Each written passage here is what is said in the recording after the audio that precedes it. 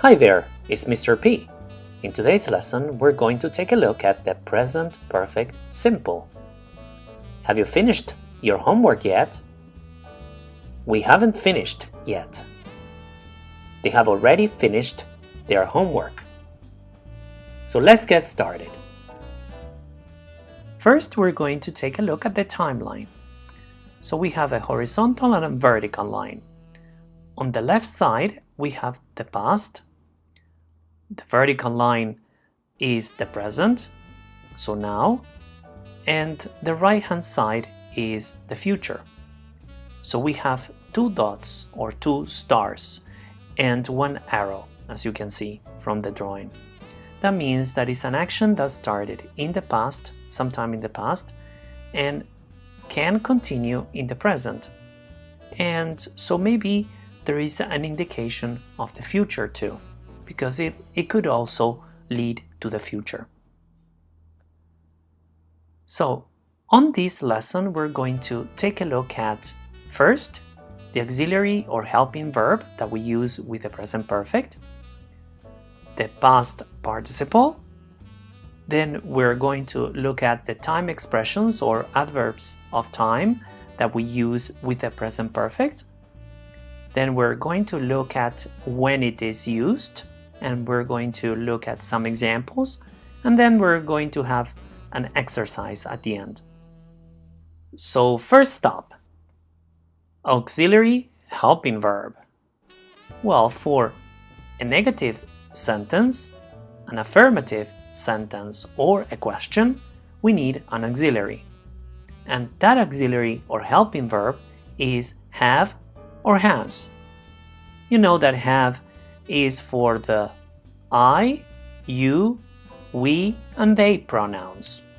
Has instead, we use it for he, she, and it. Then we need a past participle for sure for all these types of sentences. The past participle can be regular, so ends in ed, or irregular. And this is when you have to use your memory. So now let's take a look at past participles. So as I said, past participles can be regular or irregular. So first, regular. We add ed at the end of the verb, like in work, worked, walk, walked. Pay attention to this one. Study, studied. So we take out the y and we add ied. Why? Because before the y there is a consonant, d. So then, yes, we can change it to I. So y changes to I. Instead, play, played. So play does not change because before the y there is a vowel, the a.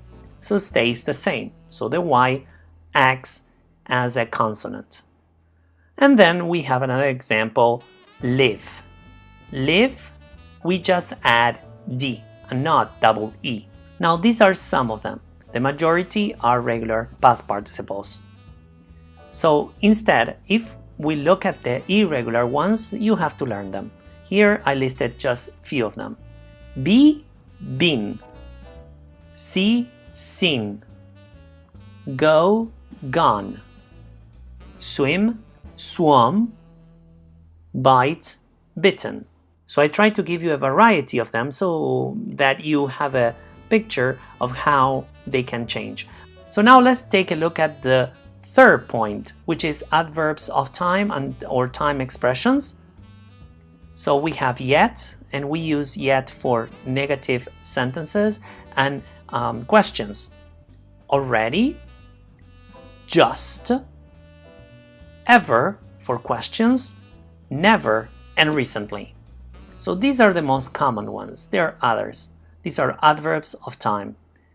For time expressions, we have this week, this month, this year, today, for 5 years, for 6 years, for 4 months, since 1984, since I was 5 years old, and so far.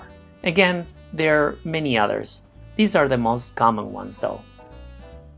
Let's move on and let's go to the next point, which is how we make a positive sentence in this case. We add the subject, then the helping verb, so HV is for helping verb, then sometimes if you have it, an adverb, then the past participle of the verb in question, and then maybe an object. Let's have our first example. I have already been to Rome. I've already been to Rome. When you speak, you can say, I've already been to Rome. But when you write, you must write the whole helping verb. Now let's take a look at a negative sentence. We have the subject, then the helping verb plus not, then we have the past participle, then there may be an object, and the time expression. In this case, I chose an adverb, which we are going to see it at the end of the sentence. I have not been to Rome yet. As you can see, yet is an adverb and is placed always at the end of a sentence. Or you can even say, I haven't been to Rome yet.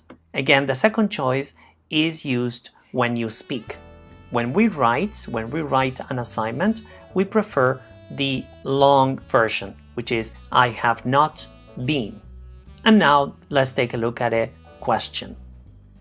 Well, first, if you have WH question word, that is what, where, who, how, then we have the helping verb. Notice here that we have the subject right after the helping verb. Then we have the past participle, and then anything else, and the time expression. And in this case, I will give you the example with an adverb and not a time expression. As I said, yet is an adverb, and it is placed always at the end of a sentence. It's an exception.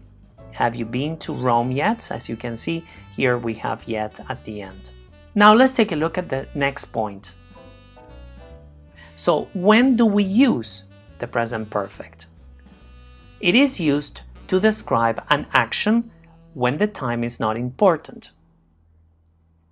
An action or situation that started in the past and continues in the present.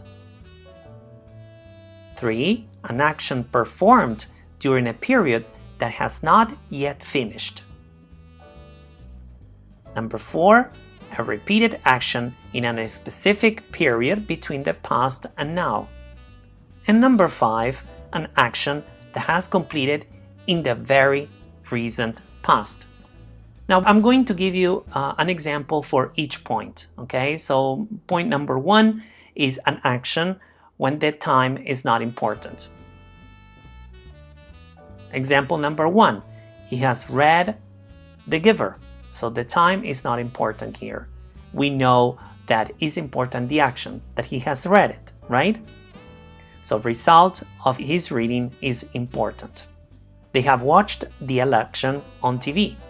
So the result of they are watching is irrelevant here. I prefer to talk about the action and not the result of the action. So let's take a look at the second point now. The example number 2. I have lived in Canada since I was born. And I still do. It's a progressive action, right? She has learned Russian for 2 years now. She's still learning Russian. So from a specific time in the past up to now. Example number 3. They have been to the movies once this week, and the week is not over yet. They have bathed the dog 5 times this month, and the month is not over yet. So notice the amount of time also, once and then 5 times. Example number 4. We have visited our aunt several times, and we will still continue visiting her. He has come over to keep us company, and he will probably continue coming over. So there is an insinuation here of the future. Okay. And number 5, he has just asked a question. just done, okay? It's something that you have just done it, so it's a recent present. We have just finished with the explanation of the present perfect. Finished expressed by just, again. So now we're going to do some practice. So complete the sentences using the present perfect simple. They here 4 years. Not live, so this is a negative sentence. I hard this week. Work. It several times already. Happen. And number 4 is a question. So I give you 5 minutes to complete the exercise, pause the video, and then I will give you the key. Now that you have finished, I will give you the key. They haven't lived here for years. I have worked hard this week. It has happened several times already. Has he just left? So there you have it. If you have any questions about the present perfect, you may ask me under this video. If you haven't subscribed to my channel, I suggest you do. If you liked the lesson, hit on the like button please, and you may share the lesson with your friends. Have a great day, and until next time, bye bye.